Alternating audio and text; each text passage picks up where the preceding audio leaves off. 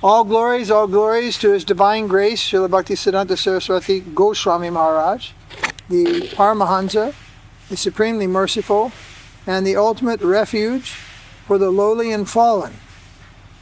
Having appeared in Nilachala, you came to Śrī Goramandala and demolished the conditioned soul's fear of this material world by revealing the treasure of divine love. I have no ability to sing your glories, but can do so only if you empower me. For the welfare of this world, you are untiringly engaged in practicing and preaching unadulterated devotional service in the line of Sri Rupa Goswami. So from the sound of these translations, one would assume that these songs must be written by a very dedicated disciple and a true follower of Bhaktisiddhanta. Wouldn't you think? I mean, this type of glorification, which is being, that this person must be a very sincere and devoted disciple of Bhaktisiddhanta. Well, his name is Śrī Gopāla Govinda Mahanta. His name is mentioned here at the top. But the amazing thing is, he was not a disciple of Bhaktisiddhanta. He was someone from outside the circle of Gaudiya Math who observed Gaudiya Math for a long time. And he was very aware of Bhaktisiddhanta, had come many times for his darshan. I don't know so much about what spiritual tradition he was from. He was from Bengal. So he was very familiar with Mahāprabhu, the teachings of Mahāprabhu, Rupa Goswami, 6 Goswamis. He's a Mahant, means he's a qualified, educated person in those days, Sanskrit scholar, probably well read in all the literature of the Goswamis. And my speculation would be he has some family guru, because these are still the old days. At the time this was written, we can say these are still the old days. Not like India today. Somebody has a family guru, but what is the meaning of that family guru in India today? He comes for shaving the little boy's head. He comes for doing the wedding ceremony, or some other type of thing. That family guru doesn't actually have much spiritual influence over the family. He's simply called upon for some social rituals. This is what it is today, in most cases. But when you go back farther in time, you'll find that the level of spiritual influence held by the family guru is quite significant. And they were not just people that were called upon for performing those social rituals and things like that. They were more gurus or men of substance and tradition. Otherwise, the question would be, how could this person possibly appreciate someone like Bhaktisiddhanta? He's not an ordinary sadhu. He's not even an ordinary guru, or even an ordinary acharya. He's something very profound and very much out of the ordinary for his time. So, if this person, this Gopāla Govinda Mahanta, if he was an ordinary man of his time and only understood Krishna consciousness or the spirituality according to the framework of his time, then it would be impossible for him to appreciate Bhaktisiddhanta. Because for most people who were following the framework of their time, so to speak, who were within that social system and hierarchy of Goswami families and Brahminical families and things like this, Bhaktisiddhanta was a revolution. He was a revolution in the making, in the happening.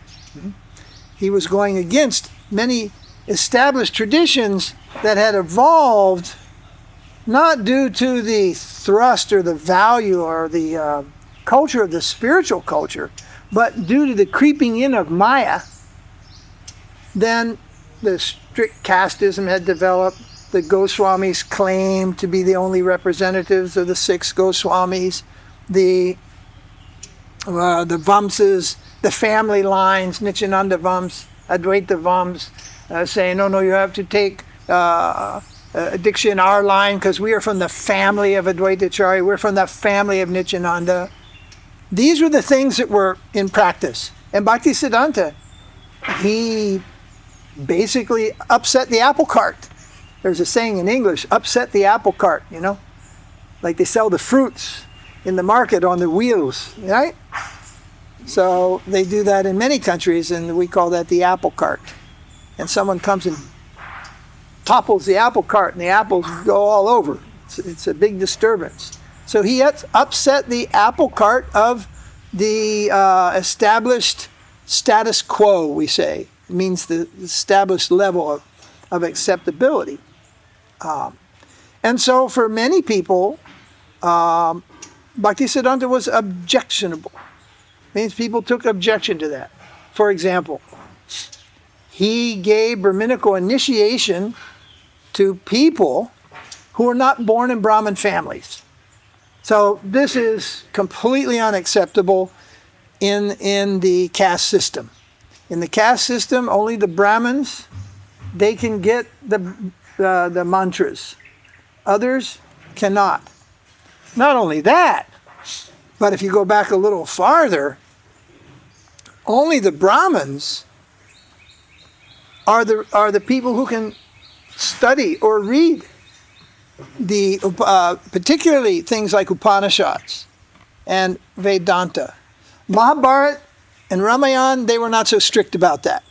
That could go on any reading anywhere, but even the way it used to be, there were Brahmins in every town and village in India, unless it was what? A Muslim village. Mm-hmm. And you go back before that, in every village of India there are Brahmins. What do? Oh, they run the local internet center and the copy shop, right? And a couple of them got money invested in the Balaji wine shop. Now, not like these Brahmins today. You go back and all those Brahmins, they're just doing the Dharma of Brahmins, which is basically in two parts.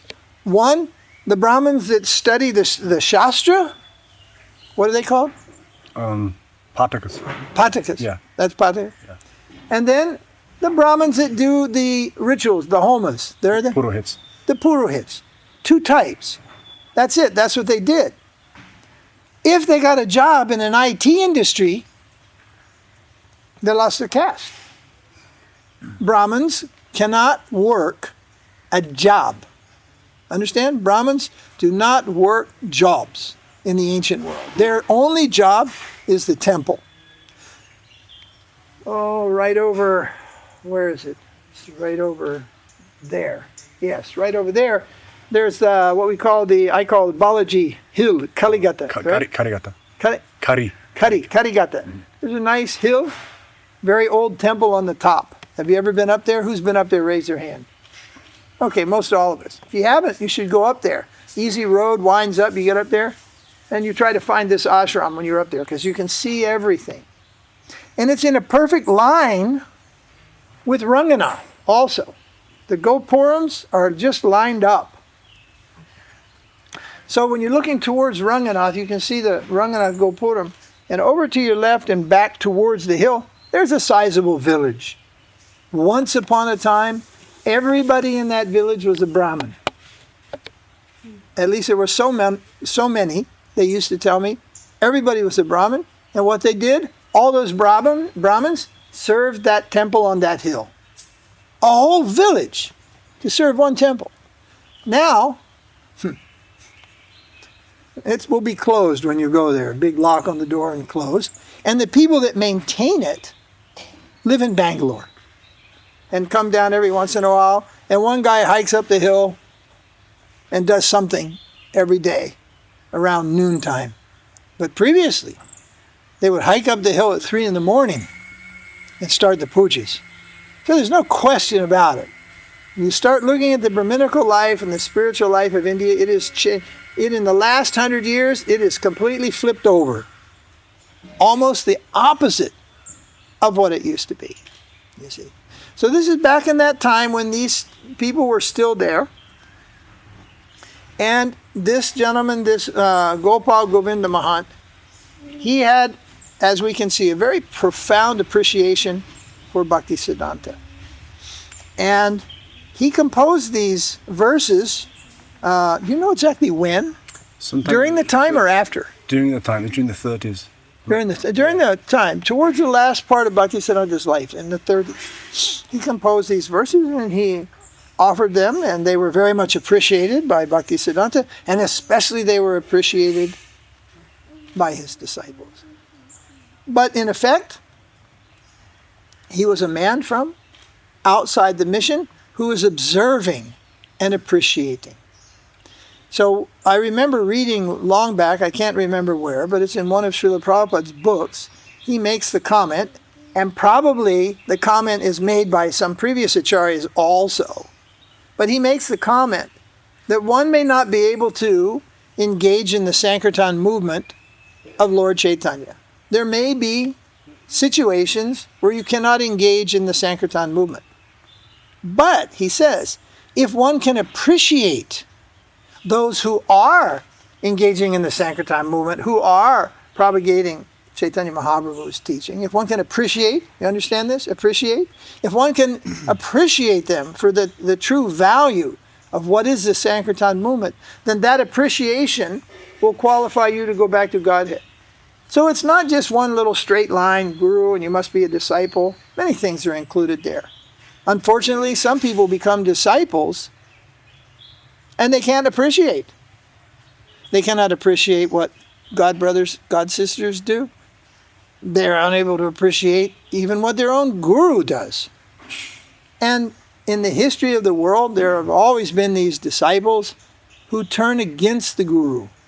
I don't know who their grandfather was. Definitely some demon or something, probably in Krishna Leela or something. But they have this parampara of becoming disciples and then turning against the guru and taking whatever little, and I say little they learned, and try to use that knowledge to unwind the teaching of the guru, not only the guru, but oftentimes of even Chaitanya Mahaprabhu himself. Whereas somebody on the outside not become a disciple, but has profound appreciation, and may even have great affection and love for that particular preacher. So that's a little background on who wrote these verses. In the beginning, no, this is not the one. Which one did Prabhupada want chanted? That was by Sridhar Maharaj. Yeah. Right? Yeah, that was different. Mm-hmm. So you'll find that these verses are sung throughout the Gaudiya Math, which still very much adheres close to the lotus feet of Bhaktisiddhanta. In modern times, since the development of ISKCON and other branches and the Ritvik and all these things, they are very far from Bhaktisiddhanta, actually. They're very close because Prabhupada is Bhaktisiddhanta's disciple. But they're very far in that they have lost sight of the importance of Bhaktisiddhanta. The importance of him, actually who he was. They have completely lost sight of this. And who he was is Prabhupada's guru. That's who he was. As if he didn't have any status before Prabhupada, before our Prabhupada. Understand? There, he's actually subconsciously looked at as he has a place only because he's Prabhupada's guru. Well, the question, well, what was he before Prabhupada came along? What was he? And what did he do? And what is his, is it called locus standi? Yeah, locus standi, yeah. What's his position in eternity? Mm-hmm. And this is not something that is even, it's not something that's noticed, it's not something that's talked about. It's, as we say, Bhaktisiddhanta has become a photo only. Photo only.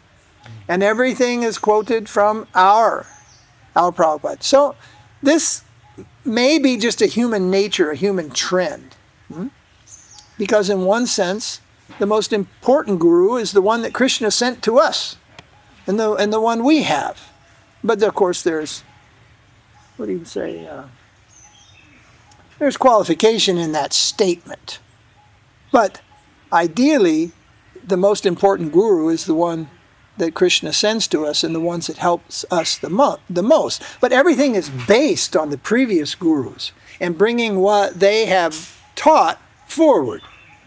Now what they have taught is more important than not what they've done, but it's more important than the stories about what they've done. Do you understand? Mm-hmm. I'll give you a clear example. If you try to study Bhaktisiddhanta from just hearing what our guru, Prabhupada, said, you won't understand anything about his life. You won't understand practically you won't even discover the year he was born, because he never said what year he was born. He never told but a handful of stories, and I mean a handful of stories. He told some story about his birth. When Bhaktisiddhanta was born, his umbilical cord from the mother was wrapped around the baby's neck like a Brahman's thread. So Prabhupada used to say, my guru was born Brahman. Little stories like that. How important is that? Not very important. When the baby Bhaktisiddhanta was put in front of Jagannāth at the time of Ratha Yatra, when he was a few months old, a garland of Lord Jagannāth broke off. When they put Lord Jagannāth, the garlands aren't just around his neck. They hang between his arms. Understand? Jagannāth's arms are like this. And the garlands are all hanging between the arms. So when Bhaktisiddhanta was a little baby, a few months old, his mother was the wife of the magistrate.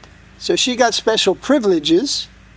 And the Rath cart stopped. Is everybody listening? To the truck or to me? The Rath cart stopped and in front of Bhaktivinoda's house. If you go to Ratha Yatra, you'll see that the cart stops. It doesn't just go. It goes, and Jagannath plays his pastimes of stopping. Sometimes it stops for days and doesn't move. Something breaks or something happens. It's just considered Jagannath's pastime. So when the cart stopped and was dislodged for some time in front of Bhaktivinoda's house, the wife, Bhaktivinoda's wife, what was her name? Bhagavati. She took the opportunity and she got up on the cart and she placed the baby in front of Lord Jagannath like a blessing. Right? And one of the flower garlands snapped off and fell down across the baby. So everybody took this, Lord Jagannath giving a special blessing to this little boy, this little baby. Well, when Bhaktivinoda heard this, he was there at the Ratha Yatra, of course, but he was not there at that particular moment. But he was very pleased to hear this, that his son had received, this newborn child had received this blessing. So another thing to look back upon, and it exists in India, and it exists nowhere else like it does in India, and that's faith in the deities.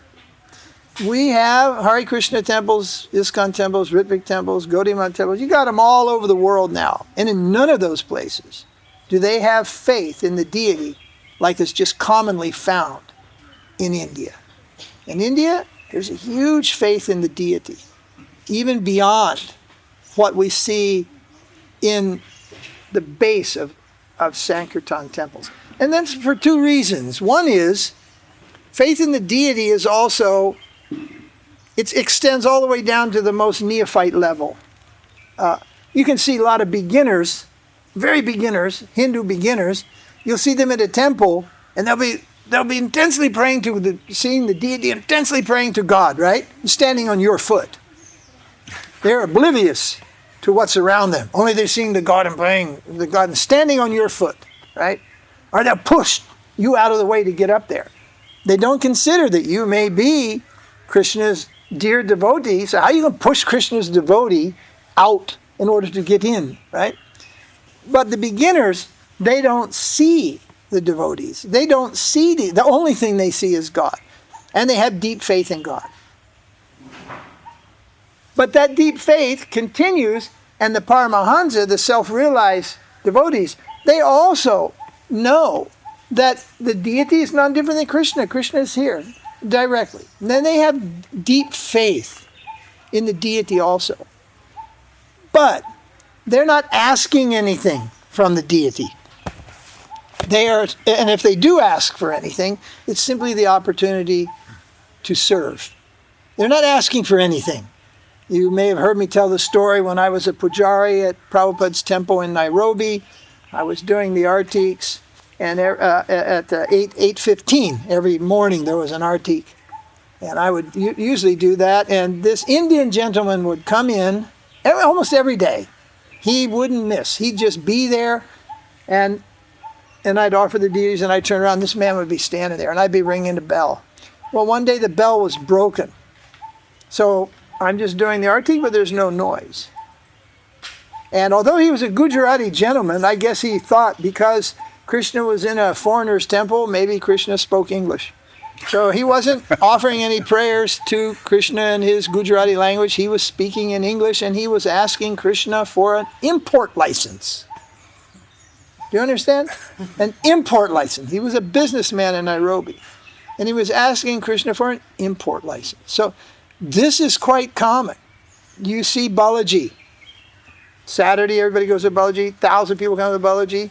Set up a table outside and ask people, what did you ask for? And everybody's asking for something.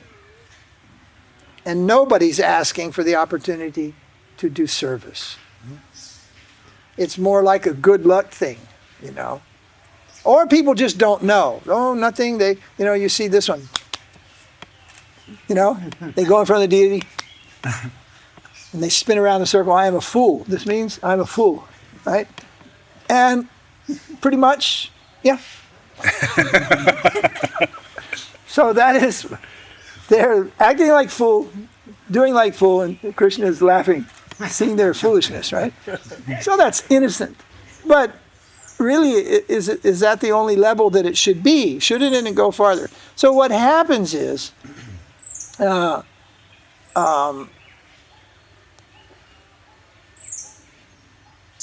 appears that more important than deity worship is a proper understanding. We like to use the word philosophy or the siddhanta or the gyan, the knowledge. This becomes a more important thing. But it's really hard to say. Is it really that much more important? Because we see that great devotees, Rupa Goswami, Bhakti Vinod, many, many others, they had great, great faith and devotion for the deity. So what is required is to have that knowledge, siddhanta, gyan, and cultivate service to the deity. Then it's perfect.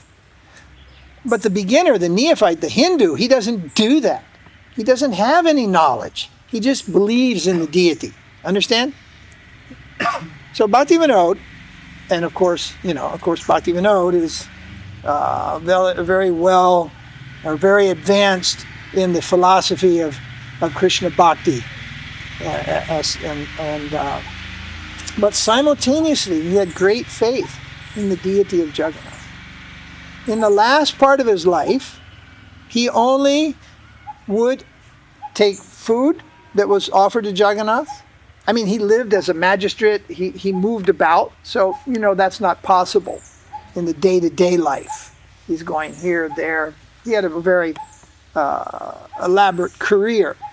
But he has written one book, I think there were 4 points.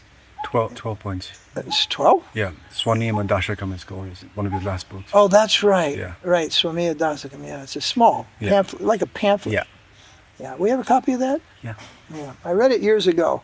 But I distinctly remember 2 of the things. One, he vows not to eat anything unless it's the prasad of Jagannātha. And basically he says veg, non-veg, left hand, right hand, it doesn't matter. If it's not prasadam, it's māyā.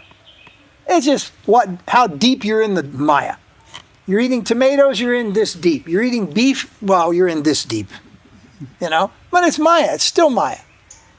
Krishna says in Bhagavad Gita, if you cook nice veggies and don't offer them to Krishna, you are eating karma's But that's a different karma than eating beef or chicken or snakes or frogs. But nonetheless, it is a karma, right? It is not spiritual. People say Hitler was a vegetarian. Now, other people say he wasn't. But there have been many killers, murderers, probably even rapists, all kind of nonsense people in the world who were vegetarian. Yeah? Particularly in North India. You get in UP, you get areas, you get a village, everybody in the village is vegetarian, even today, out in the village, you know. But all kinds of crimes go on in the village. All kind of crimes are committed in the village. Murders, all kind of stuff by vegetarians. Right? So vegetarian is not a spiritual thing. But prasadam, that is spiritual diet.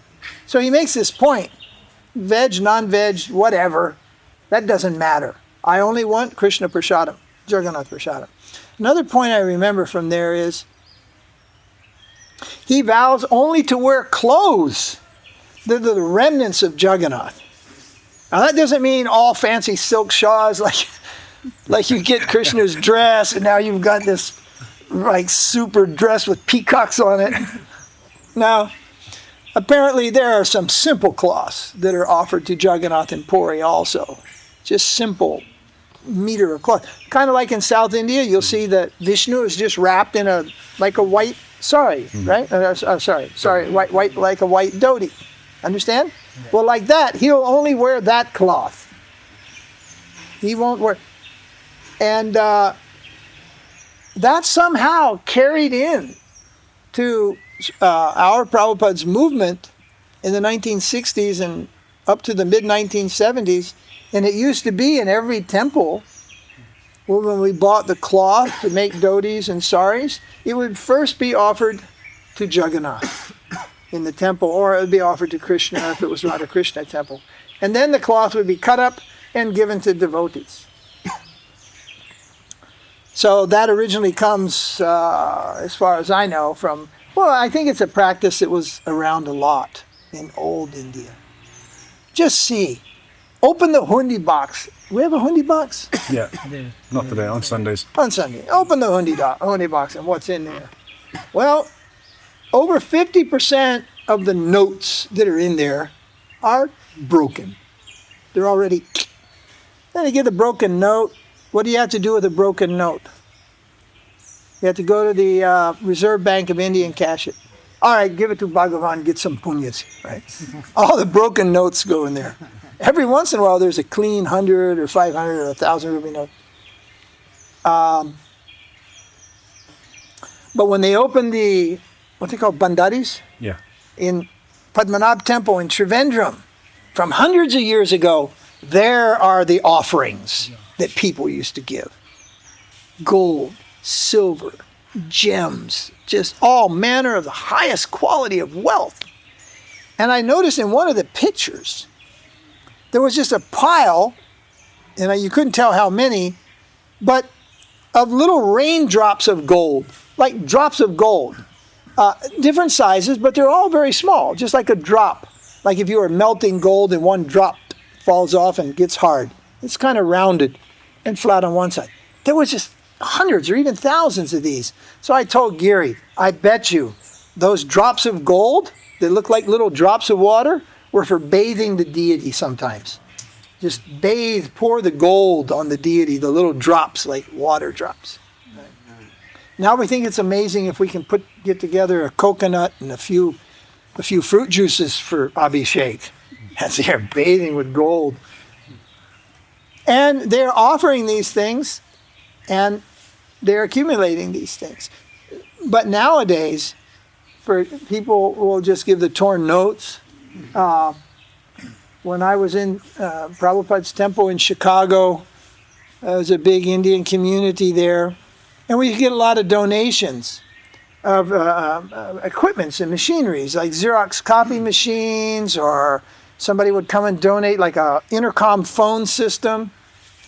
And 90% of the time, all the stuff was already busted. It was broken. So the guy has a business, he's got a broken copy machine. Calls up temple, I'd like to make one donation, one copy machine. Can you give receipt on value? Oh, yes. So they bring the copy machine, and he say it has value of, like $3,000. So we give a receipt that he's donated this machine, give its number, because he'll do what? He'll put it in his tax thing to get down the taxes. Oh, I donated this, right? We plug the thing in, 90% of the time, it didn't work. Have to call the repairman. Sometimes the repair job would be more than the value of the machine. And then we would call the junk man to come and get it. So that's called Govinda-bhoga. Do you know this saying? Govinda-bhoga? Yeah. You know it? Most of them do. It's Yeah. a few people. So that means, Prabhupada tells the story, the man is walking, it comes from Bengal. He has a basket of muri. You know muri? Well, speak up. Do you know muri or not? Yes. Yeah. Wiggle your head some way. Okay? Yes. And the wind comes and blows the muri into the sky. And it's just blowing away. The man goes, Govinda-bhoga. And he offers to Govinda. So what you've already lost, then you quickly offer to Govinda. But Govinda doesn't accept. Govinda doesn't accept such offerings. Maybe something, like I used to know this one Indian man, and I would go to his house for dinner in Mombasa in Kenya. And his wife would set down the thali, and he would just immediately start eating. He would never say Om, Gayatri, Bhagavan Ki Jai, nothing. He would just start eating. And in the end, he would go, Govinda. Not at the beginning, at the end. At the end, not at the beginning. Not like Govinda, now we have prasad. Like, he'd eat it, then big belch and go, Govinda. As he's belching, making the sound, he'd say, Govinda. Yeah. By Govinda's mercy, I have filled the Hundi. So, what is actually Hinduism is actually the practice of Krishna consciousness which is out of focus, or which is deteriorated, or degenerated, or in any manner of way gone down. But then, above that, in India, you have the paramparas. And this is where everything comes from. And that includes the Shaivite paramparas, what we call the Mayavad Shankaracharya paramparas, particularly the Shankarite parampara, and the four main Vaiṣṇava paramparas. This is where everything comes from. And what we understand of general Hinduism is something from those paramparas that are the established standard, which is now decreased, gone down. And usually what's gone down is the knowledge, the siddhanta, the proper understanding of what is what, how to please Krishna, and all these things, gone down. When we first started here, one man who worked for me, he was a manager, he pulled me one day to one office near the Tahsildar's office. I think it was near the Tahsildar's office in Srīrangapatna. And it was an astrologer. He said it was just a friend. Let's stop by and say hello. But actually it was a plan to get me into the astrologer and to get the astrologer to do my charts. Well, he wasn't just any astrologer. He's called a Nadi astrologer. Is Nadi astrologer? Yeah.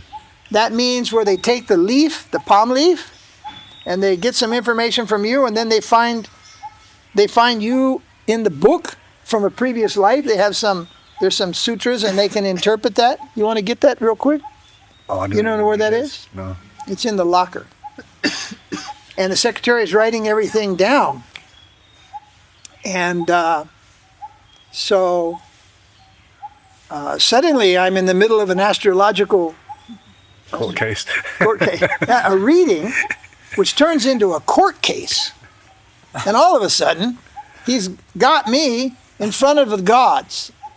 In front of the gods, there's a court. Shiva's there, Brahma's there, Indra's there, Ganesha's there, and all the gods are there, and I'm in court, for having killed a Brahmin in a previous lifetime. I didn't really kill him, he said, but one of the guys working for me killed him, and I was held responsible. But I never knew this, right? And now this pop is haunting me in this lifetime, right? So then the solution was, of course, that I had to perform a yajna, a homa. Lots of gold. And no, it was only going to cost $25,000 to perform the yajna. And then I'd be free from the pop.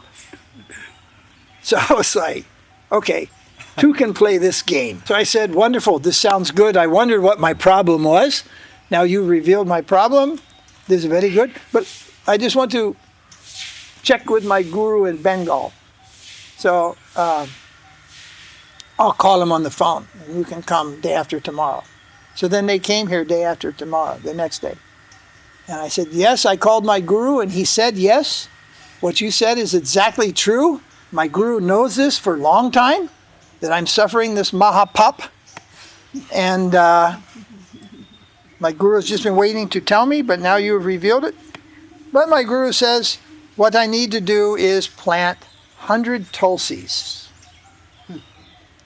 and do tulasi puja. Yani kani chapapani brahma hachit kani cha. This mantra says that by worshiping tulasi, you'll be free from the pop of even killing a Brahmin. Right? So I thanked the astrologer for his troubles, and I avoided having to pay the $25,000. But I decided we should have 100 tulasīs here. So we planted. We had over 100 tulasīs at that time here. That whole garden over here was full of tulasīs. There were tulasīs everywhere here. They were everywhere, if any of you remember that time. And some of them were this much big. They were everywhere we had tulasīs. So one day, as Sri Vaiṣṇava comes here, and he's walking through the garden, and he walks by the tulasī plant, and he just grabs the tulasī and goes, and pulls off about 15 leaves, and plops them in his mouth, and starts chewing up the tulasī. In other places, you go in a temple, you see the tulasīs all over the floor, and people are stepping on the tulasī plants, and these types of things. And you'll see in some places even offering tulasī to Shiva or Ganesh or anything. So you see tulasī is respected, very high in some way, respected. But how tulasī is actually treated is very, very different. But in our sampradāya, you will find the highest respect is given to tulasī. When devotees come from the West to India, I tell them, okay, like I told Śrī Gopāla, you go to Canada, you want to buy something in the store, bread, some biscuit, something you want to buy for eating. There is no brown spot. There is no green spot. Like in India, everything is brown or green. Understand? Green, vegetarian. We trust that it's been cleared. Brown must have egg, mutton, something in there, right? Well, in the West, in the U.S. and Canada, there's no green and brown spot. You have to read the ingredients of every single thing. And you have to look for eggs. You have to look for scientific names for insects. They put insects even in fruit juice. Animal fat. A lot of egg, of course, and stuff like that. So you have to know and read and check with these things. But I said when you come to India, green and brown, no problem. But you have to read the label if it has tulasī in it. Like I went to the Andaman, not Andamans, Nicobar, Lakshadweep, stayed in a hotel, Jagadishwara was there. The tulasī was called tulasī soap. It had tulasī's name on it. It said tulasī, little green soap. So what are you supposed to do with that? Wash your backside with that bar of soap? You have to think. But who goes to that island? Mostly Hindus. And stay in that hotel. So I took my soap, put it on the shelf, and I had my own bar of soap. And I looked at the ingredient. Tulasī is one of the ingredients in the soap also. Tulasī is in soap. Tulasī is in toothpaste. Tulsi is in ladies' cosmetics and medicine. Tulsi is there. But in our sampradaya, we don't take Tulsi as medicine. And someone will say, oh, but you offer it first to Krishna, then you take that medicine. But then, that's also the wrong way to deal with prasādam. Prasādam means Krishna's mercy. It is not taken to solve a fever, an indigestion, loose motion. Think about it. Krishna's mercy is a cure for loose motion. I don't think so. That's not the way it's dealt with. So in our sampradaya, we don't use medicine that has Tulsi in it. We try to avoid that. Or soap or any product with Tulsi in it. But in all other sampradayas, they will take Tulsi as very healthy and they'll just eat it right off the bush. Very healthy for you. So when I told that man, I said, please sir, in our ashram, please don't pluck the Tulsi like that.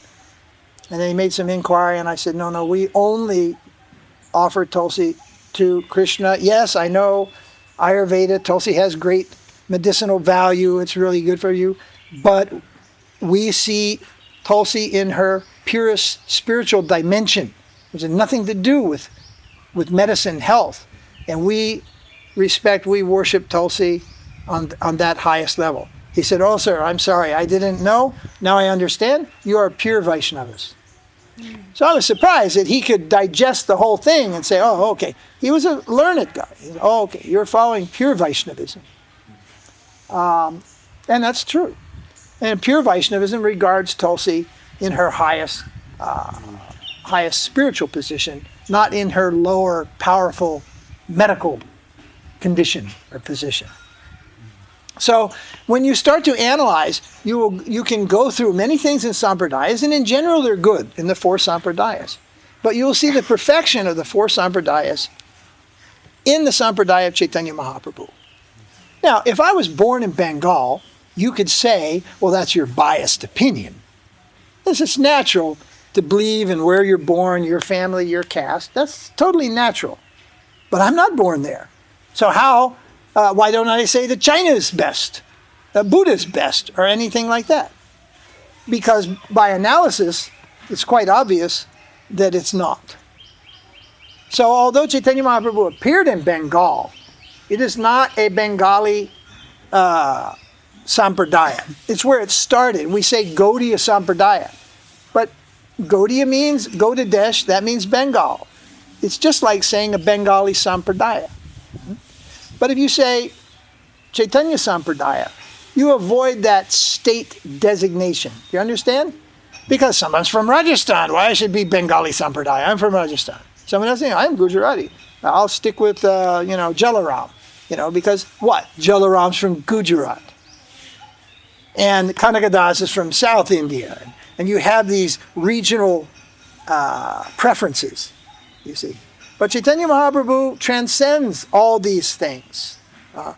And if it's any consolation, nobody has opposed Chaitanya Mahaprabhu more than the Bengalis. And in no place more than Navadvip, where he was born. The greatest opposition to Chaitanya Mahaprabhu's movement comes from the very village he was born in. And thus the saying, a saint is seldom, if ever, recognized in his own village. But also the fact is there are many pure devotees of Chaitanya Mahaprabhu in Bengal and in Navadvip and in Orissa, because that's where it began. So it was naturally more concentrated in those areas, but gradually it spread all over. So this is one of the characteristics of Bhaktisiddhanta, that he's at the root of spreading Chaitanya Mahaprabhu's mission all over in the modern world, beyond Bengal and Orissa and few streets of Vrindavan. There's one market called Bengali Market. Why do you think it's called Bengali Market? It's in Vrindavan, because that was the Bengali sector. But now it's gone way beyond Bengali Market, way beyond Navadvip, way beyond Bengal, and even Orissa and Jagannātha Temple. It's gone to the far reaches of the world. It's Siberia. Cape Town, South Africa. It's just to the far reaches of the world, north, south, east, and west. Chaitanya Mahaprabhu's mission has gone there. So today, those of you who are on Krishna talk, who get the mailing list, you will receive in your mail an article written by Srila Sridhar Maharaj in 1944. That's even 2 years before I was born. Viṣṇu Maharaj was 1 year old when this article was published, and it was a talk that he gave in Mayapur at Chaitanya Mat, right? At Chaitanya Mat in Mayapur. And it's very, very nice, and he captures very concisely the position of Bhaktisiddhanta. And he explains that although all the sampradāyas, I'm talking about the 4 Vaiṣṇava sampradāyas mainly, they're eternal. They begin from Brahma, Rudra, 4 Kumaras, and Lakshmi. These are very exalted personalities. Although, he says, although they are all eternal and all are meant for the betterment of mankind and human, all this stuff, he says, nonetheless, none of those 4 are complete. They're not complete. They're incomplete in varying degrees. And he also suggests that since they began, and then they had revival in new time, you had Madhva and the Brahma Sampradaya, you have Ramanuja in the Sri Sampradaya, you have Vallabhacharya in the Kumar, or the Rudra Sampradaya, and you have Nimbarka in the Char Kumar. Those are like modern revivalist, or what else do you call them? Revivalist. Yeah, okay, revivalist means they come and they give a boost to the whole thing again. Nonetheless, since those times, there's been a degradation in these groups, means they've decreased in their original understanding due to various influences. For example, many people say that Madhva's philosophy is contaminated with Christianity. Madhva wrote a Tika on Vedanta, correct? Yep. They don't study this in Indology in Western universities. Why? Because they say it's not Indic thought. His thought line is mixed with Christianity. And therefore, Madhva's Vedanta is not studied as a pure Vedic thinking. It's seen as having some Western influence.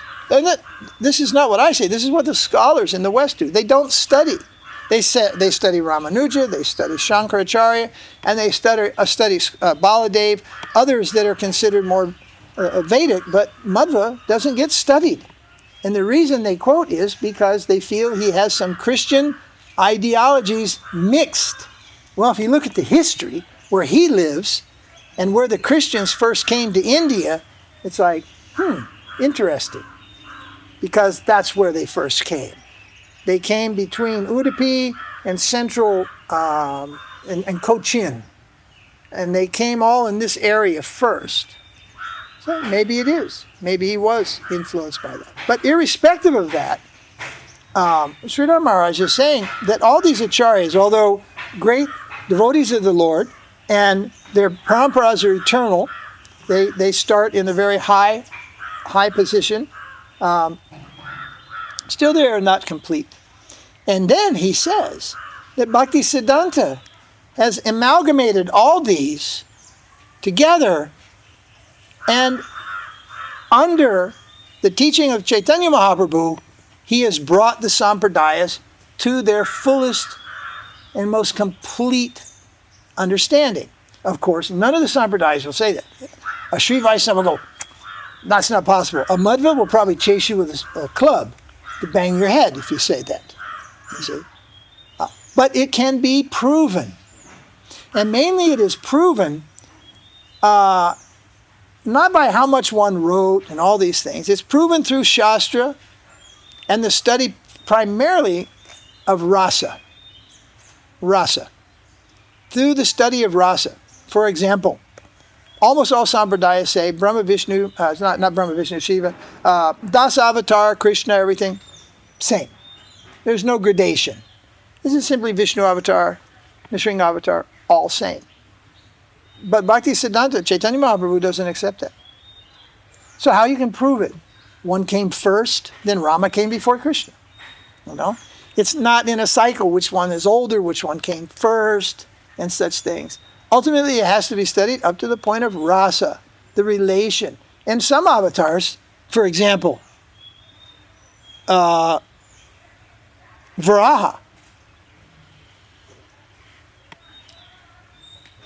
What's the rasa? Service. Dasiras only. You can't play ball with Varaha. He plays ball with Bhumi. Catches the earth, right? But sure, you can't play.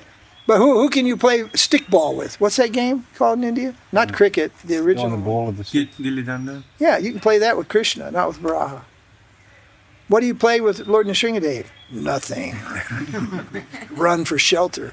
Like I said. hide and seek. That's what I said. Yeah.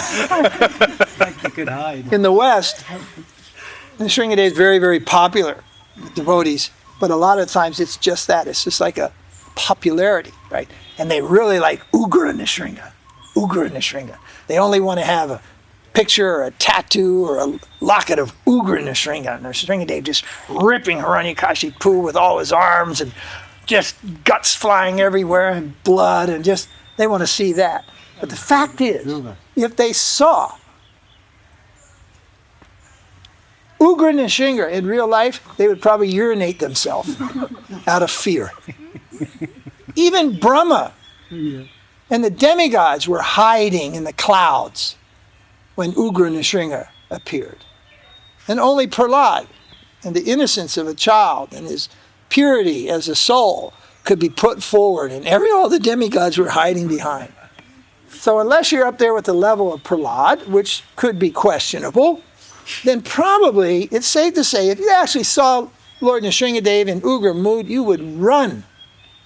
In other words, it would strike fear in your heart.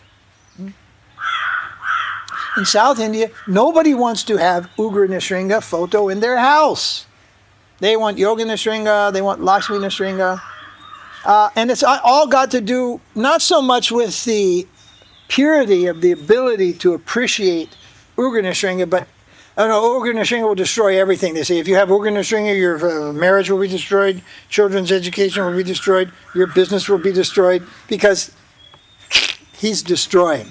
What is that? That is superstition. That is superstition, right? But the Western bhaktas, they've taken it to the other level. They only want Ugra Narasiṁha, right?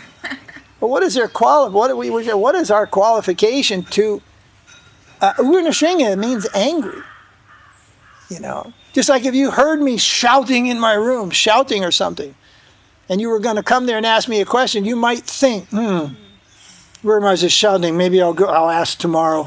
Not a good time to go. You're coming to some office in the government to get something. You get to the office and the AC is shouting and screaming. You go, okay, we'll come back tomorrow. Because you go in there and now with your question, chances are it ain't going to happen. So when there is anger, you let that cool down, right? You don't just approach that. So when Lord Nrsimhadev is angry, the whole universe is shaking. So who can approach him? Who can say, oh yes, I'll go. So it's rather, in English we say, it's rather presumptuous. It actually is a lack of understanding. So you cannot play games with Nrsimhadev. You cannot play games with Varaha. And then the list goes on through the Das Avatar. What's the relation with Kurma and Matsya? There, we've got Matsya over there. Have a look. So one big Matsya, as big as from here to Mysore. Matsya avatar. What can you do with Matsya? Just Bhagavan ki jai. That's it. You can shout some jais and offer something. That's it. So rasa. Most of the Das avatars are just in dasi ras. You can offer some service at a distance. You cannot even go close. At a distance. And that's the case with almost all the Vaikuntha avatars. You can offer service in awe and reverence and usually at a distance. But when enter the Krishna avatar, all the barriers of intimacy are lowered. They are lowered, but even when they are lowered, qualification on the traveler to enter there is required. So just because it's lowered and available friendship with Krishna, you don't just say, oh, I can be Krishna's friend. Well, you have to qualify to be Krishna's friend, but if you have the qualification, yes, you can. But you cannot become the friend of Lord Narasiṅgha. You don't become the friend of Matsya or Kurma. Understand? It's not possible. It's no rasa is there for that. There's no accommodation. If you approach Lord Narasiṅgha and say, I want to be your friend, he'll say, I don't have any friends.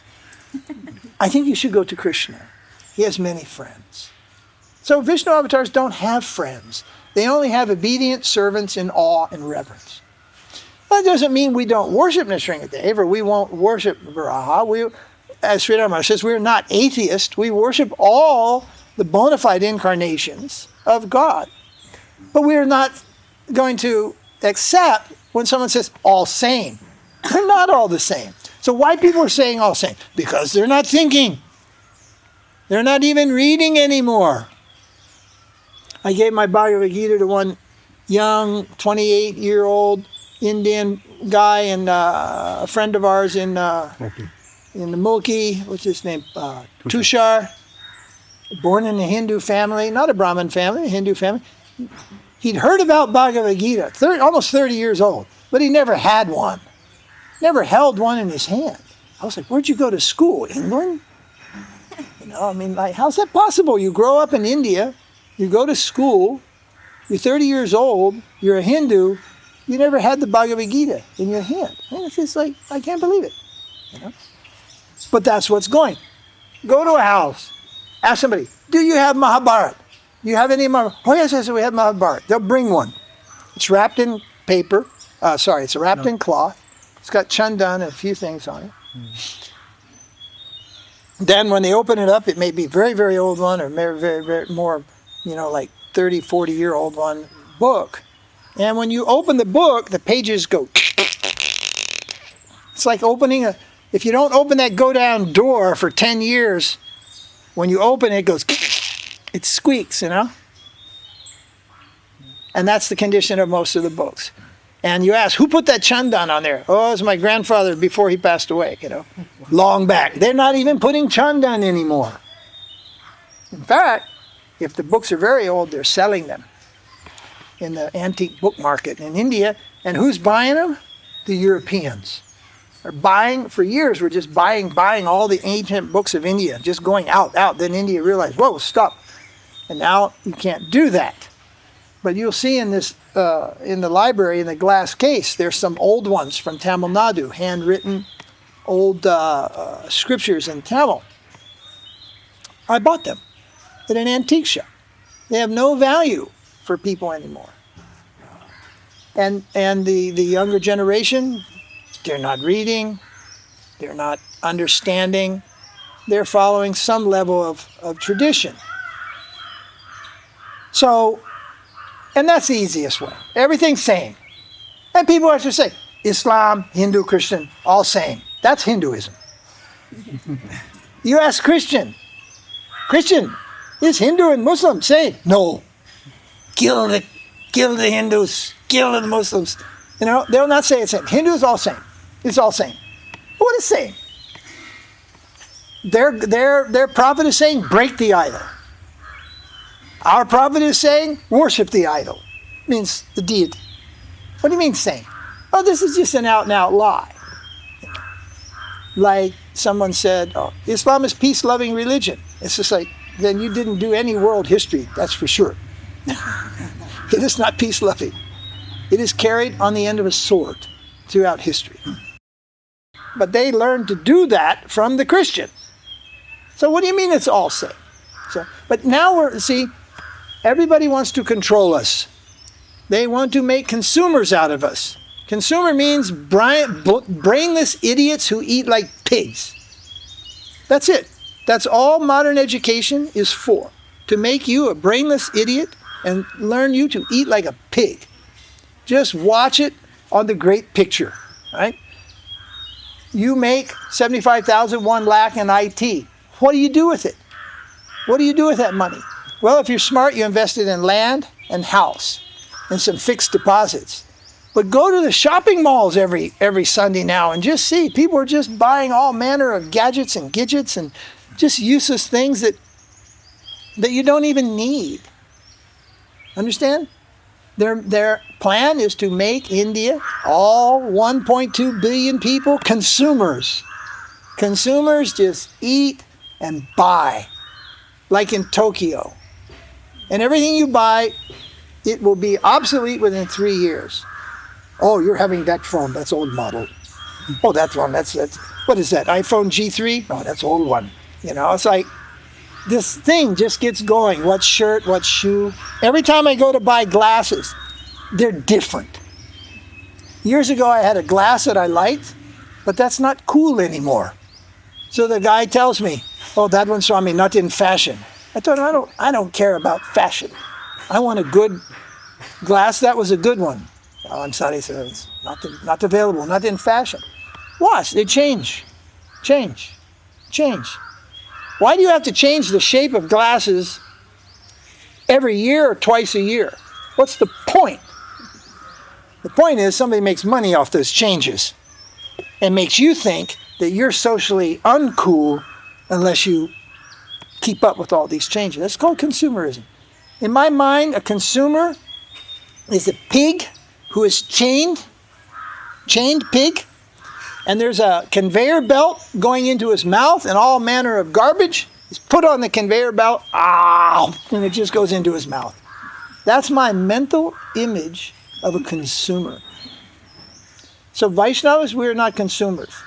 We consume, we take, but we offer everything first to Krishna, and we accept what is necessary. Like I went yesterday, I looked at iPad mini. I heard about iPad mini from Jagadishwar. I went to an Apple store and I checked it out. I have a computer and I have an iPhone. Do I need an iPad mini also? You know? But I'm a critic of Apple, not a fan of Apple. You know? And I said, the bloody thing doesn't even have a USB thing. It's just another toy, another trap. You know? I said, if the thing was a phone and had a USB, I'd probably buy one. I could get rid of one phone and a computer and get everything in one. They will never do that. Never. You will find that you will have to have 3 or more of the gadgets in order to play the whole game. Because with this one you can do this, but you can't do that. Oh, this one you can do that, but you can't do this. And this one you can do both of these things, but you can't do that. It's just a game. It's like these cameras. They never put all the features in one camera. So a professional cameraman has 3 to 5 different camera bodies in order to get all the different features what he's looking for. They are not in business to make your life happy and to help you save money. They are in business to take every paisa from your pocket and stuff it in their pocket. So you have to be what we call an enlightened consumer. You have to be aware of the game, what's going on here. India has more varieties of food, more varieties of musical instruments, more varieties of music, and all these things than most countries of the world combined. Have you ever seen, you see Andhra restaurant, China restaurant, Italian restaurant, Mexican restaurant. You ever seen an English restaurant? If you did, it would sell mushy peas and toast with tea, lots of tea. There is no such thing as English cooking. Jam. So you look, what? Jam? Jam. It's mint jam. Mint jam, that's English? Yeah. Peas and mint jam. Oh, okay. So, if you go, so what did they eat? They ate 3 things. They burned meat on a fire. They boiled vegetables and anything that they could get into a pot, including meat. And they ate bread. And what were the spices? Salt and pepper? No, they didn't have pepper. That's why they came to India, to get pepper. They didn't have pepper. There was basil, salt, oregano maybe. No time. Thyme. There was a few things. There was like 5 or 6 things. You know? Not like today. Now you're in England, you can buy, mother's pickle, patak's pickle. You can buy achar in England. And that doesn't come from England. That comes from India. So this is a trick of politicians. It's a trick of economists, and particularly politicians, getting together to convince us that everything is the same, because they want to dominate the world with their products, and they want everybody to be an obedient consumer. So analysis is the most important thing in the success of anything we want to do. You want to start a business and open a Bengali sweet shop, or you want to start a business and do an astrological, you should research the area that you're thinking about. And you should get some information. Based on that, you go, oh God, there's 50 astrologers in this town already, and one more is going to probably fail. Oh, there's no bakery in this town. Oh, there's no sweet shop in this town. Then, this might be a good business. You just don't, I have an idea and go do something. You have to research and you have to analyze the information. Then you know what to do. When they do that, only when looking for the wife. Then analyze what's caste. What is caste? How much money they have? How much is dowry?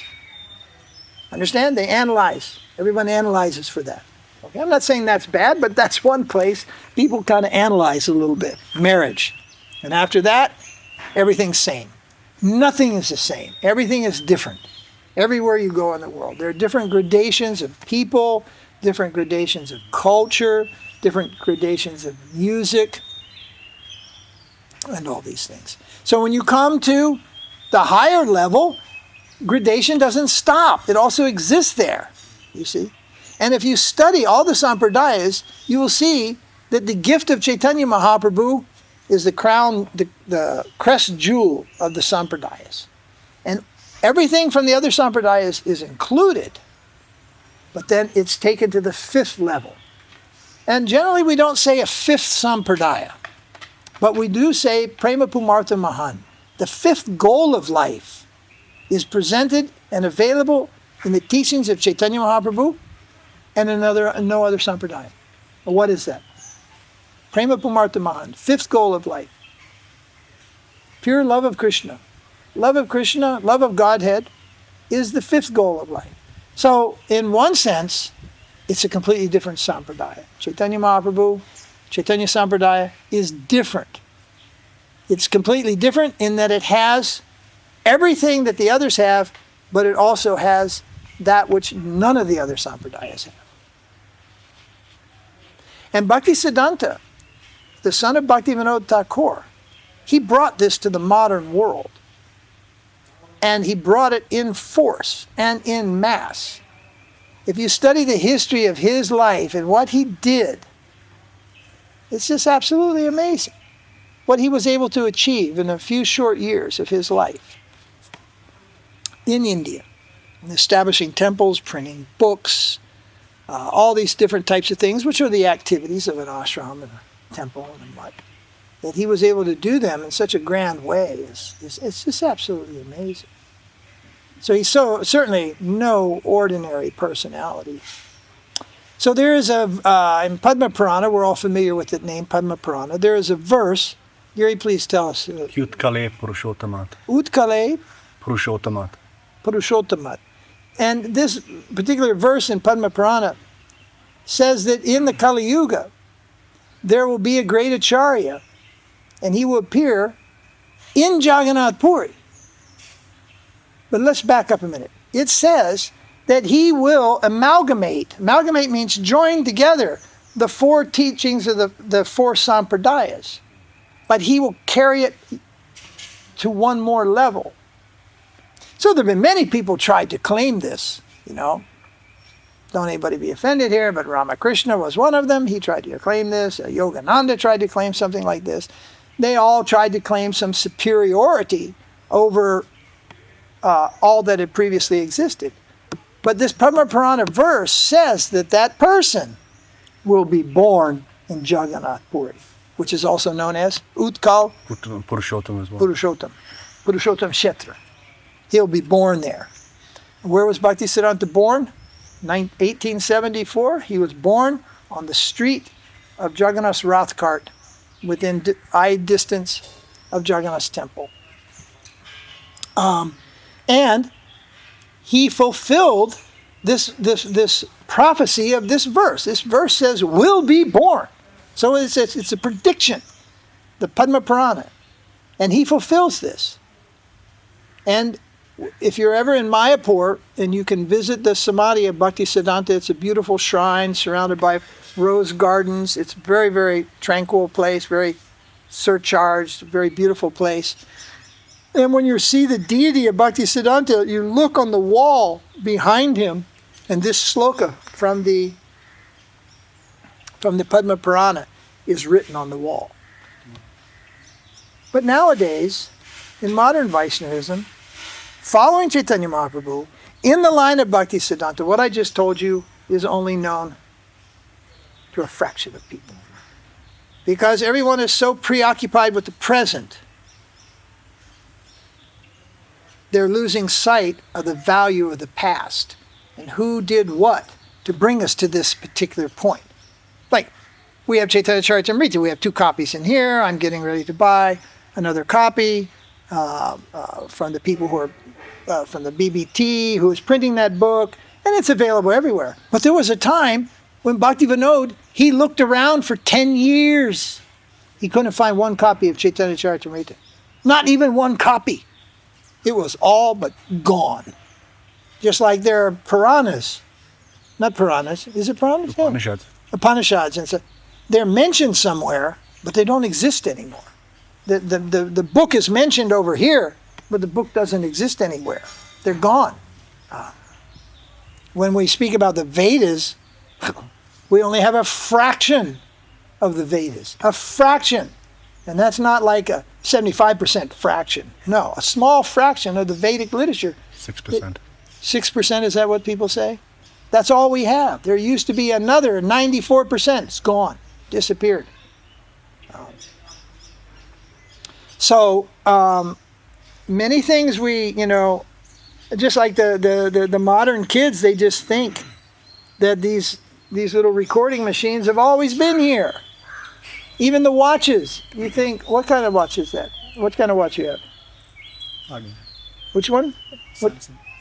Who? Samson. Samsung. Samsung's making watches now. See, everybody's in on it, right? 30 years ago, without looking at your watch, I could tell you what watch it is. HMT. Because there was only one watch in India. And you have a car. 30 years ago, I say, oh, you have a car. I'm seeing you have a car. It is Fiat or Ambassador. Am I right? Oh, yes, Swamiji. Because there were no other cars in India. There was only 2 cars. Now, I have to send my assistant to the parking lot to see what kind of car you have. Right? So, but the young people, they forgot. They don't even know. I had one Bengali young man, young householder. One day he asked me, Maharaj, he knew me for many years. He said, I have a question. I said, what's your question? He said, when Mahāprabhu went to South India, because that time I was in Kerala and he was with me, and he said, when Mahāprabhu came to South India, he come by bus or train? I said, Are Baba, are you stupid or what? He had his own car. And he goes, okay. He didn't know that 500 years ago there were no buses and trains. So he's not like studied the Industrial Revolution and understood that these things came. So it may be funny to laugh, but you start asking people when the first tape recorder was invented, and they won't be able to tell you. People will say 1907, 1800, I don't know, 100 years ago or something like that. No. The first tape recorder, you know how big the first tape recorders for houses were? Tape record. Look at the size of this thing. If it gets any smaller, I could lose it in my pocket, right? That's a tape recorder, right? There's no tape, but it's a recorder. The first ones were double the size of this desk. And they had big reels spinning with a tape, a piece of tape, about as wide as your finger, about this much wide, and running like that. Big machine, big monster machine. Right? The first, anybody here have a laptop? You have a laptop computer? Yeah. Laptop? Yeah. Your average laptop computer is 100 times more powerful than all the computers at NASA in 1979 when they supposedly went to the moon. You can buy a Dell computer laptop or a Mac or IBM. It has more power than NASA had 40 years ago. And the kids think this has always existed, right? No, it didn't always exist. Calculators, computers, all these things are very, very, very, very recent. Even electricity. Of course, we're still waiting to get permanent electricity in India, aren't we? I don't think it will ever happen. It will ever happen. But 200 years ago, there was no electricity. 200 years ago, nobody in the world had electricity. And some of the greatest things ever written, poetries, stories, works of art, were done before electricity was even invented. People didn't have typewriters. They didn't have any kind of spell correcting device. Now we have spell checkers. We write an email and spell check it so we don't look like idiots. The fact is we are idiots compared to but we are led to believe that people in the past were stupid. The general idea is, oh, we're advanced. And oh, we wouldn't want to live like the past. Oh God, they had to wash their own clothes. We have machines, you know. And Purnamasi went on a 1-month Tirtha Yatra. She took her mother. How old's your mother?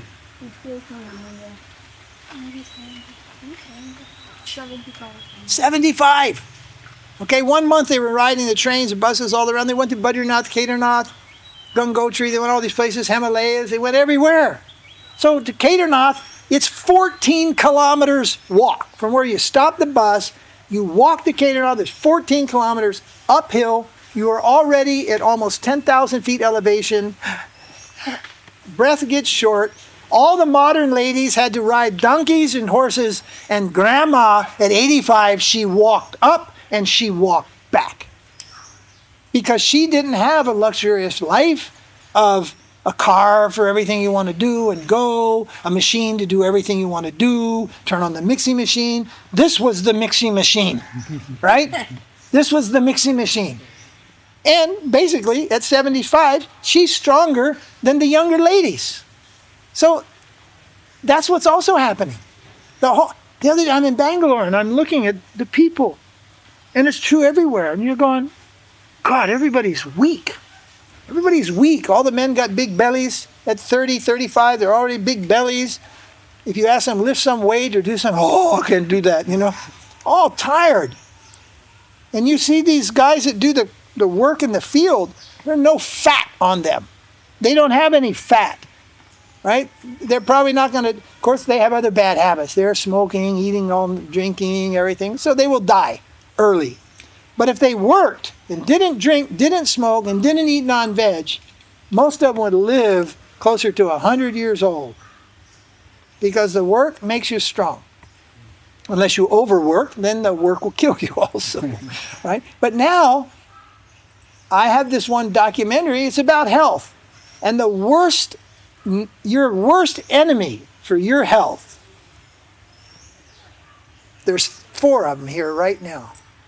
The ultimate enemy, 5. The ultimate enemy of your health, according to the most modern understanding, is a chair. People sit in a chair all day in school and in the office and working. And they proved that the people who are moving, working in restaurants, working in jobs, carpenters, and moving, they're a healthier body. They have a less unhealthy fat. But what do we call this? Luxury, relaxation. Relaxation be your death. Luxury will be your death. So in the old world, luxuries were less. People worked hard. They were strong. So I just pointed to this one particular thing.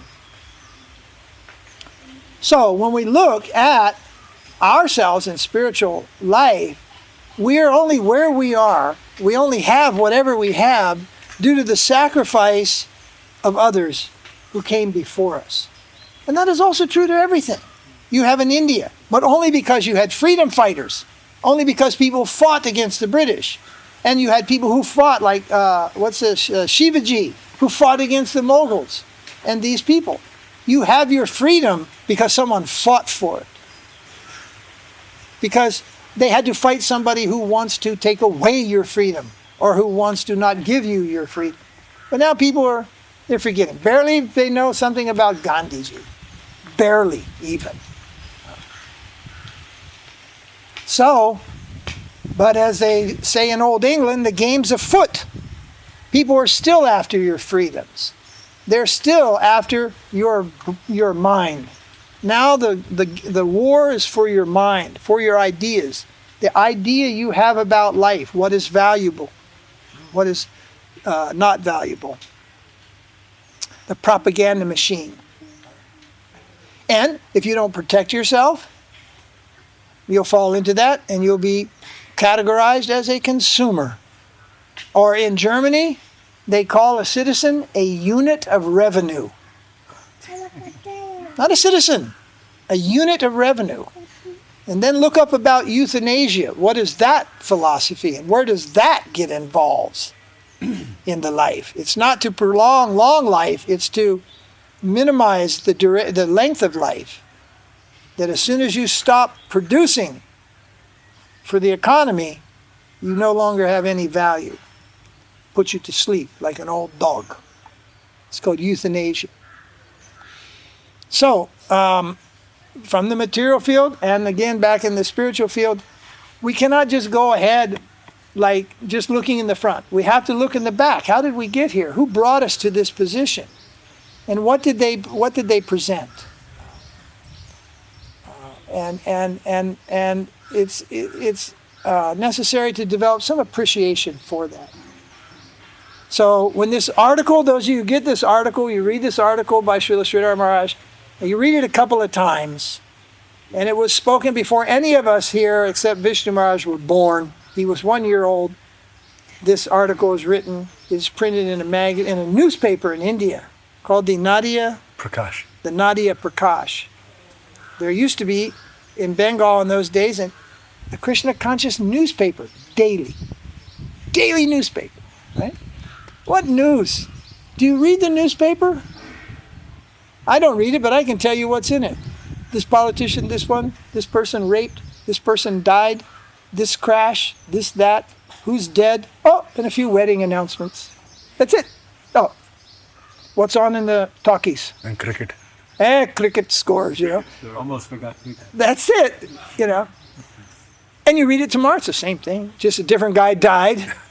Different cricket scores. Different cricket. Well, I'm following cricket these days, so who won yesterday's match? In Pakistan, with Pakistan? I don't know. You don't read? He's full of Krishna consciousness. He doesn't follow cricket.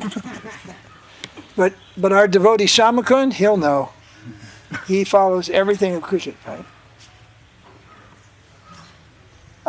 So those of you who get this, you'll much like this article. Very nice article about Bhaktisiddhanta. Go Premanandi. So any questions? Jagdishwar? Just a thought on that, where I want to expand this, and that article really captured me was this point, past, present, future. He says the most important truths about not necessarily from the past or now, the future. In other words, time, relative time in this plane is not what defined what was in reference to the sampradāyas from the past. Yeah, that's true. Very interesting. Like I'm emphasizing the importance of the past, Yeah. but that can be overemphasized. That the only rishis, the only saints of India were from the past. Now, it's really funny. Here's what happens. In the bona fide circles, nobody wants to accept a current saint. Sri Sampradaya Madhva, nobody. Pejwar Swami, yeah, but actually a lot of politics against him also over there in Udupi. Chinnagir over in Andhra gets a lot of objection from people. Although they're both, in these two Sampradayas, they're both like living saints, there's a lot of objection about them also. And because there's this tendency that only the saints in the past were really saints. And today we don't really have any saints. But at the same time, what you have going on in India, you have these bogus guys standing up and these bogus ladies standing up saying, I am Bhagavan, right? You had Rajneesh, you had Sai Boo, you have just a whole bunch of these clowns. I mean, they are clowns, they are idiots. And they're standing up and telling people, I am the Bhagavan, Sarvadharman Prityaja. And they give some Gita sloka. They're fools. The most amazing thing is, look how many fools are following them. Look how many people are here. 10, 15 people. If I go and create some hogwash story, like years ago, one of our workers, Paramesh, it's a guy from the local village. He drives a rickshaw now. But he used to work here. And one day he came to me. He was just a laborer, helping me plant trees and everything. Hare Maharaj, I know who you are. I said, I know who I am too, Paramesh, but who do you think I am? He goes, you're the Krishna. You're the Krishna. I said, hey, shut up, Paramesh. You don't tell your nonsense here. No, I know. You're the Krishna. You're the Krishna. I said, Paramesh, you say that one more time, you lost your job, no pay. But all I would have had to done is put my hand on his mouth and go, Paramesh, shh, you found me out. You know. Shh, don't tell. Then, and every idiot you see, then you get one or two other idiots on the deal, and these two tell everybody, he's a Krishna, and Dancy's doing this stuff, and I keep a few flutes in there, and that's it. And then 10 times they catch you. You're bogus. Never admit you're caught. Continue the lie. 5 years from now, 10,000 disciples. I actually thought once, maybe I should become a bogey guru in India, do that for 10 years, and bring all that money back and make real ashram. But I thought, no, I couldn't tolerate it. I couldn't sit with the idiots and pretend. And really, they pretend that they have to have lost all intelligence to believe some of this stuff. It goes on in the world today in India. So on one side, you have the bona fides, like the traditionalists. They're saying only the saints from the past. Then you have the modern Hindus who are accepting all manners of bogus godmen, right?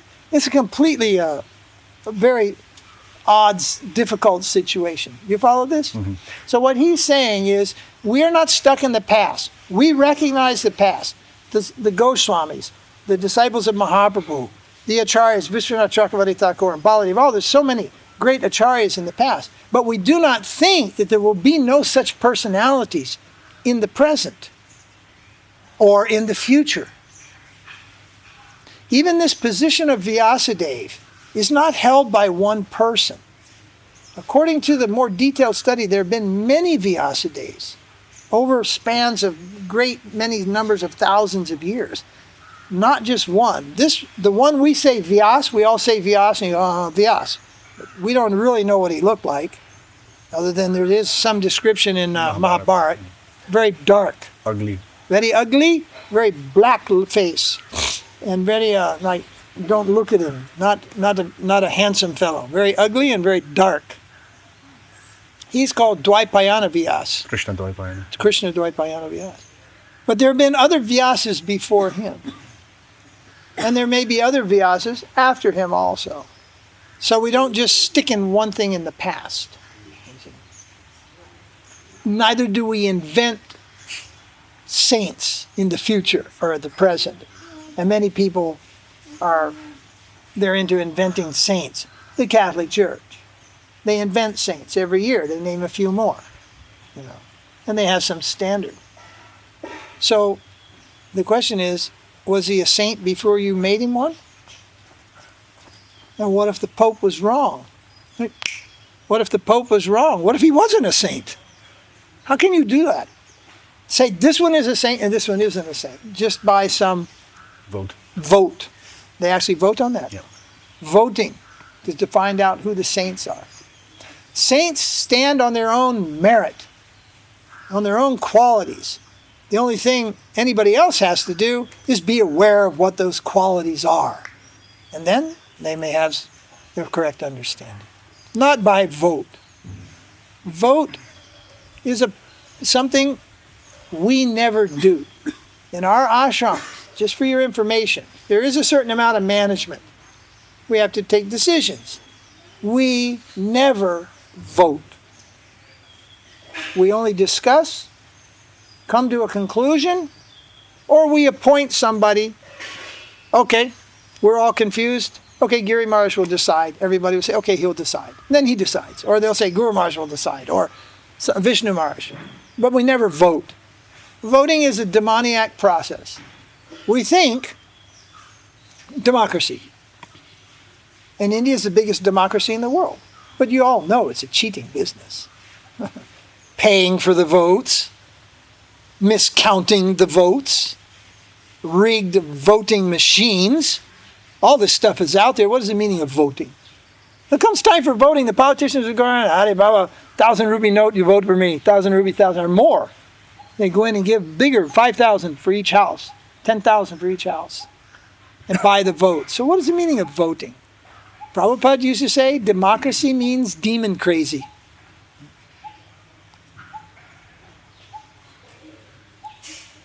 Whether you're looking at Obama in the United States, or you're looking at Putin in Russia, or who's up there in Delhi? Manmohan Singh? Manmohan Singh, yeah. Everybody's lying through their teeth. It's the magician's act, you know. It's the guy that the double talk.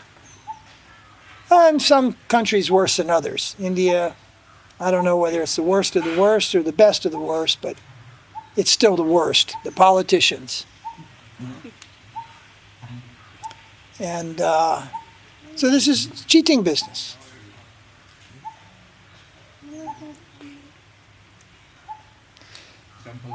All right, so any particular point on that point, Jagadishwar?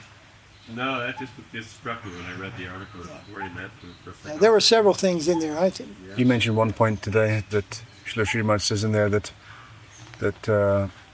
we should keep a distance from those that, how did he say? He establishes this point, the four sampradāyas, and Bhaktisiddhanta is a culmination of that in the line of Chaitanya Mahaprabhu. And basically he's saying we should pick our friends and associates to the degree that they're actually following in the line of Chaitanya Mahaprabhu and Bhaktisiddhanta. Well, when you look at the world, then guess what? You're going to have a limited number of friends. You're not going to have a lot of friends. Even if you broaden kṛṣṇa-bhakti very broadly and just say, yeah, I accept everybody, it's all one, still you're going to have less friends. How many kṛṣṇa-bhaktas are in Ganjam? Patna? Few, huh? Very few. Is it? I don't know, I'm asking a question. I don't know, I didn't do the census. Where Natras came from. Huh? Yeah, Where but Natras came from. he's in I know, that's a few. Yeah, one. Prabhu lives there. You know, it's pretty good. But the point is, even if you broaden Krishna Bhakti, in this modern world, it's still rare. Okay, you go to Balaji. The same people go to Ganesh, same people go to Lakshmi, they go here, they go there. They're supermarket like more bhaktas. They just go after a little this, little this, little this, little that. I'm not criticizing them, I'm just saying it's not all one. A Krishna Bhakta is a Krishna Bhakta. And he sticks firmly, Kaniṣṭha, devotion to Krishna. He respects all the Viṣṇu-avatāras, also Ganesh, Shiva, all these things, and may sometimes worship them. But with the understanding that all these demigods are themselves servants of Krishna. Even Lord Shiva. All are servant of Krishna. Krishna alone is the supreme master.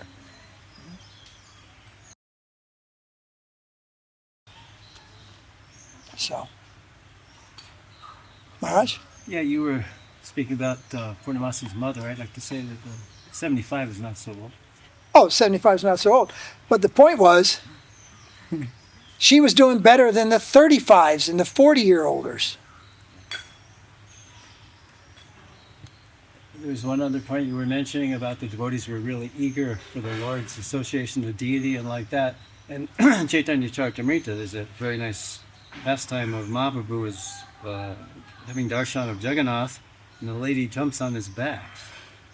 Yes, To yes. see better, and Govinda's trying. I think he's trying to pull him off. Yeah, so Mahaprabhu went once, and in the crowd, this lady climbed up on Mahaprabhu's shoulders. Old lady. Old lady. I don't know how she got up there. Again, she's one of these strong old ladies, you know. She jumped up. Somehow she's pulling up Mahaprabhu, and the devotees wanted to get off Mahaprabhu, you know, get down, old silly old woman, you know. But Mahaprabhu protested, and he was very happy to see this lady's eagerness to have the darshan. And this kind of eagerness, Mahaprabhu is saying, I am also praying for this eagerness to see Krishna. So he appreciated there.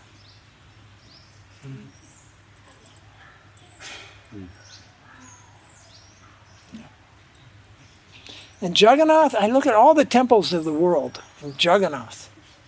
Jagannāth Temple is Jagannath. What's that mean? Lord of the universe. Do you know how big that temple is? That Gopuram's about probably 5 times bigger than the Gopuram at Ranganath here. That temple is massive. The chakra at the top, where I don't know exactly, but I'm estimating it's something like 4 meters or 5 meters in diameter. It weighs several tons. It's a big chakra. The flags. The flags are 30, 40 feet long sometimes. This is huge, but it's so old. You'd think more people in the world would go, what? Look at that thing. Look at that building. Where did that come from? You see pictures of it, but it's hard to imagine how big that is. And that they built that back in the ancient world. They can't do that today. To do that today, they would need cranes and bulldozers, and the pieces of stone that are in that temple are massive. Massive. There's pieces of stone that weigh more than all of our little garbagudis in one. They have single piece of stones in that temple weigh that much. Weigh the weight of 10 or 15 Marudis, Scorpio cars. How they do that? How they make this thing? You know, that big piece, the round piece at the top, that's all one piece of stone. How do they get it up there? That is so big. It's so massive.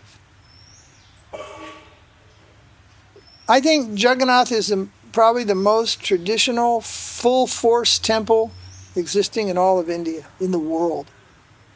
If you go there at 2 o'clock at night, you'll just see all the clay pots coming on bullocks, coming in. Because they're using hundreds and hundreds and hundreds of clay pots every day. They don't use them twice, cooking them once, gone. Everything is cooked in little clay pots, big clay pots. Everything is on wood. No gas. Everything's cooked on wood. Everything's cooked on wood or cow dung. Everything's cooked in clay pots. Massive amounts, like 50,000 people taking prasadam there a day. Huge. 300 plus cooks work in the kitchen. They don't all work at the same time. But I think it's the biggest. What could come close? Tirupati? Oh, it's much bigger than Tirupati. Ranganath in Srirangam. Padmanabha's small, rich but small. And the Bandaris in Jagannātha Temple. Each room is as big as the 2 rooms already they dug up in Padmanabha Temple. They opened 2 go-downs. Even one go-down of Jagannath is bigger than both those go-downs. And how many Jagannath has? 7. And Jagannath has 7, and Padmanabha had 3. There is wealth in the Jagannātha Temple beyond the imagination of even the best dreamers. Offerings made to Jagannath from hundreds and hundreds and hundreds of years ago, maybe going back even 1,000 years. Probably not more than that, because the temple was raided before by Muslims and by Buddhists So many things were probably stolen in those days. So probably in the last at least 1,000 years, Yeah. the offerings of Jagannātha are kept there. Treasure beyond imagination, beyond belief. Oh, so today also is the day which the 4th issue of the Gaudiya Touchstone. Those of you who are on the computer world, you go home, you can go to the Gaudiya Touchstone website, and supposed to have the new magazine is there online, is it? Yep. It is. It is. It's there. You saw it already?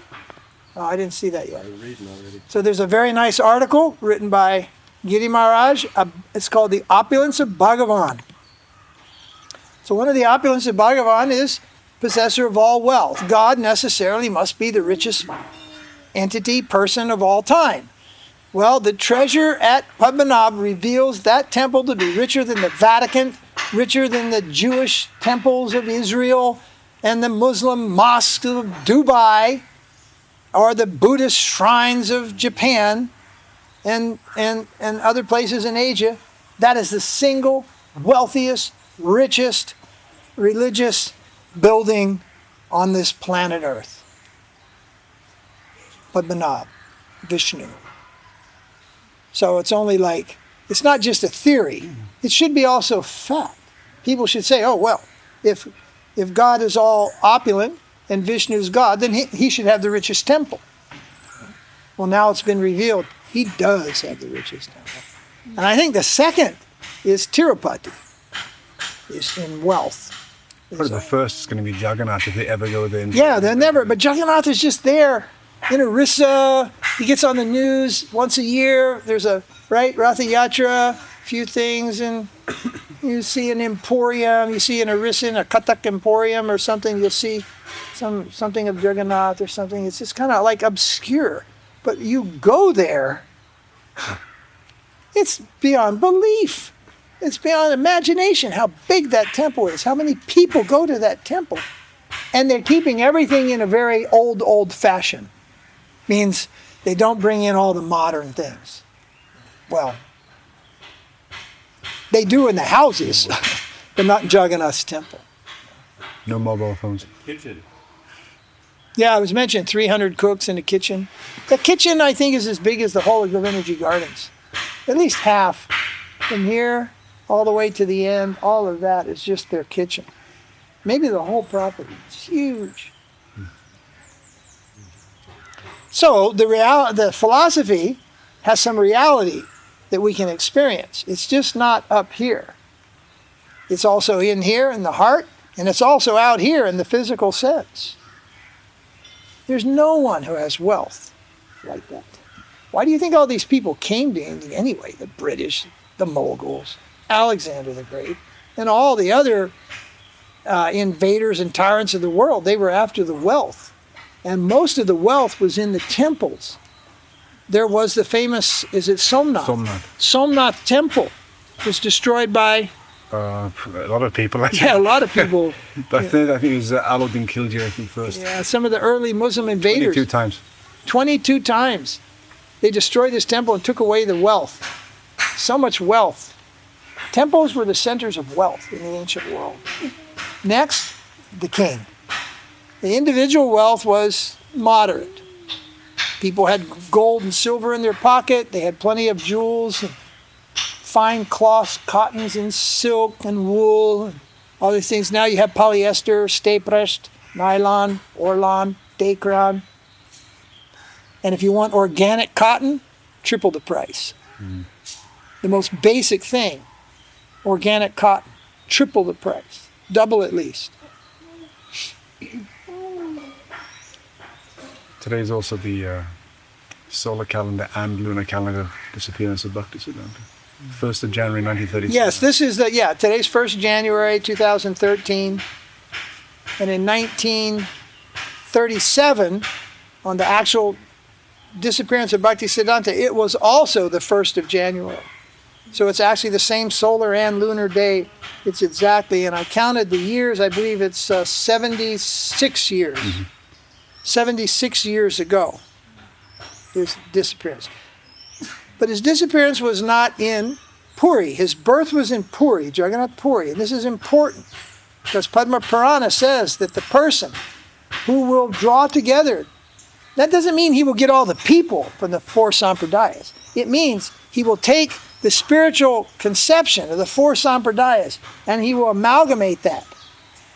And then he will establish the fifth goal of life. That person who will do that says he will be born in Jagannath Puri. So a lot of people were born in Jagannath Puri. But none of them did that. None of them. Or even came close to doing that. So it's not really something that can be argued.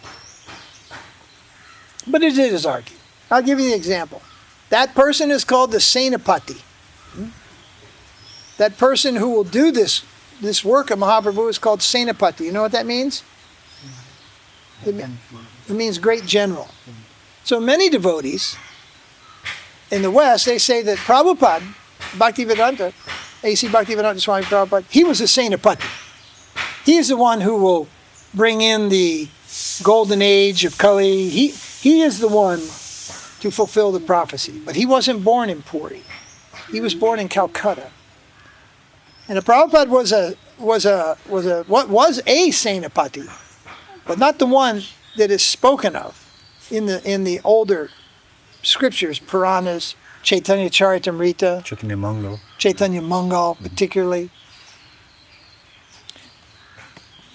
He is the master. Bhaktisiddhanta is the master of Prabhupada. Bhaktisiddhanta is the master of Sridhar Maharaj. Bhaktisiddhanta is the master of Srila Puri Maharaj, Yajavar Maharaj, Keshav Maharaj, and the list, if you know our modern history, an extensive list of great devotees and paramahaṁsas, he is their master. So who is he? He's the senapati. He's the one who told Prabhupada to go to the West. He's the one who told him what to do. And he invented it. Understand? Before that, most of the things that we see that Prabhupada did were not done by sadhus. They were not done. First off, you don't cross the ocean. Take that one to Udupi. Can't do puja if you do. Can't do the puja of God if you cross the ocean. And Bhaktisiddhanta is saying, cross the ocean. He's sending people.